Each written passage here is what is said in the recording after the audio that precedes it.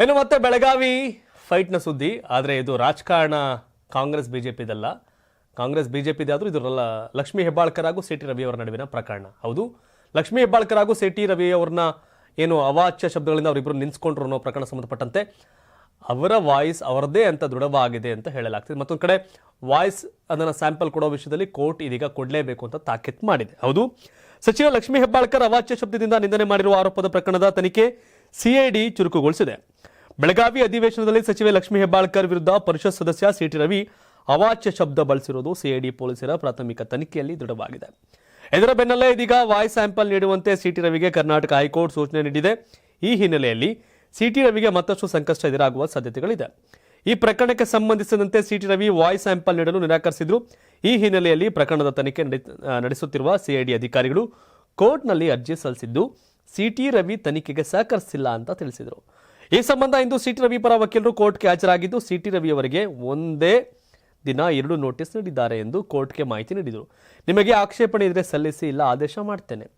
ಹೋಗಿ voice sample ನೀಡಿ. ವಾಟ್ಸಪ್ನಲ್ಲಿ notice ಬಂದಿದೆ ಎನ್ನುತ್ತೀರಿ, ನೀವು ಹೇಗೆ ಹಾಜರಾಗಿದ್ದೀರಿ? ನಾಳೆ ನೀವು ತಿಳಿಸಬೇಕು, ಇಲ್ಲ ಆದೇಶ ಮಾಡಲಾಗುತ್ತೆ ಎಂದು ಕೋರ್ಟ್ ಸಿ ಟಿ ರವಿ ಪರ ವಕೀಲರಿಗೆ ಖಡಕ್ ಆಗಿ ಹೇಳಿದೆ. ಬಳಿಕ ಸಿ ಟಿ ರವಿ ಪರ ವಕೀಲರು ದಯವಿಟ್ಟು ಬೇರೆ ದಿನ ಕೊಡಿ ಅಂತ ಮನವಿ ಮಾಡಿದ್ರು.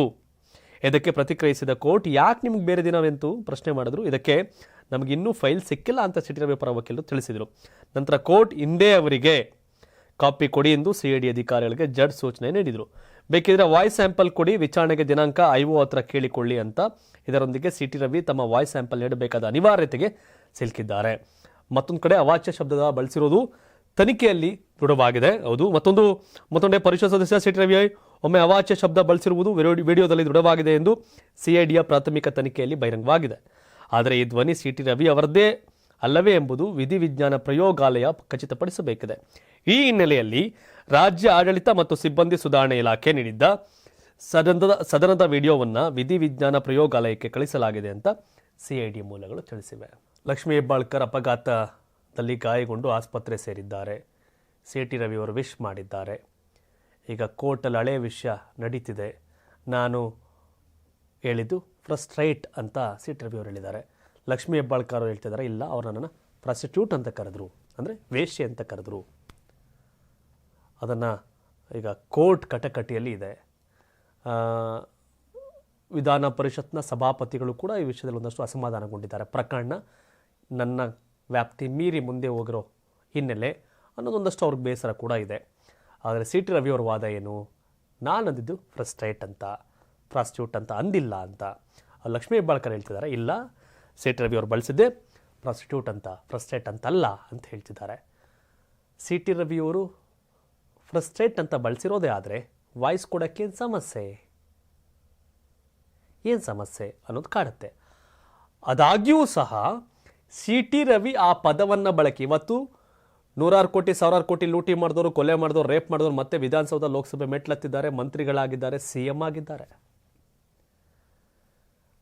ಈ ಪ್ರಕರಣ ಅವತ್ತಿಗಷ್ಟೇ ವೇಟೇಜು. ಇವತ್ತಿಗೇನು ಆ ಪದವನ್ನು ನಾನು ಸುವರ್ಣ ನ್ಯೂಸಲ್ಲಿ ಒಂದು ಪ್ರೋಗ್ರಾಮಲ್ಲಿ ನೋಡ್ತೀನಿ, ಅಜಿತ್ ಅವ್ರ ಕಾರ್ಯಕ್ರಮದಲ್ಲಿ ಒಂದು ಹುಡುಗಿ ಪ್ರಶ್ನೆ ಕೇಳ್ತಿತ್ತು, ಅದು ವೈರಲ್ ಆಗ್ತಿದೆ.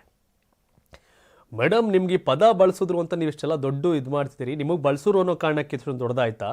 ಎಷ್ಟೋ ಹೆಣ್ಮಕ್ಳು ಇದಕ್ಕಿಂತ ಕೆಟ್ಟ ಪದಗಳನ್ನ ಕೇಳ್ತಿದ್ದಾರೆ, ಕೆಟ್ಟದಾಗಿ ಹಿಂಸೆಯನ್ನು ಅನುಭವಿಸಿದ್ದಾರೆ, ದೈಹಿಕ ಹಲ್ಲೆಗೊಳಗಾಗ್ತಿದ್ದಾರೆ.